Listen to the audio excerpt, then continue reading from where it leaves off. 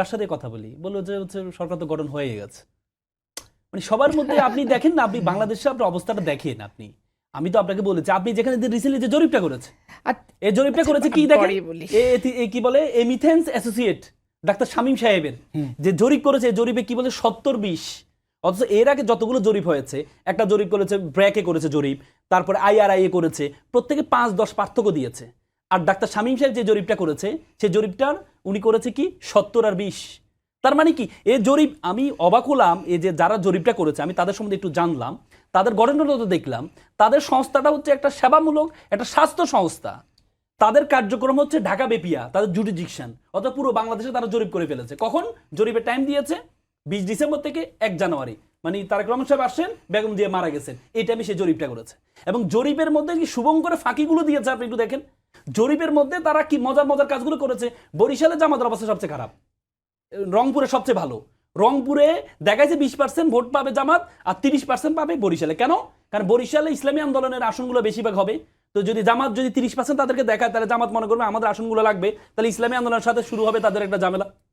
তার মানে এই যে জরিপটা, এবং জরিপে দেখাইছে এর আগে যতগুলো জরিপে, প্রত্যেকটা জরিপে বলেছে কিছু ভোট আছে যারা ভোট কাকে দিবে এখনো পর্যন্ত ডিসাইডেড হয় নাই। আওয়ামী লীগের ভোটগুলা সেটা 17 থেকে 40%, আর ওরা দেখেছে 0.3% পেন্ডিং এ আছে, আর সবাই ডিসাইডেড হয়ে গেছে কাকে ভোট দিবে।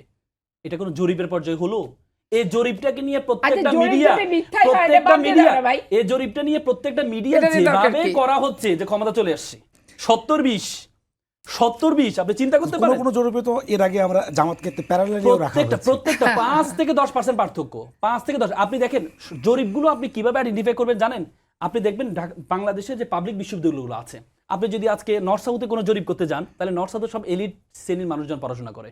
কিন্তু আপনি যদি পাবলিক বিশ্ববিদ্যালয়ে যান, ঢাকা বিশ্ববিদ্যালয়ে একটা রিক্সা চালকের ছেলে মেয়ে পড়াশোনা করে, একটা ইংলিশ মিডিয়ামের ছেলে পড়াশোনা করে, একটা আপনার হচ্ছে এলিট শ্রেণীর পড়াশোনা করে, মধ্যবিত্ত শ্রেণীর পড়াশোনা করে।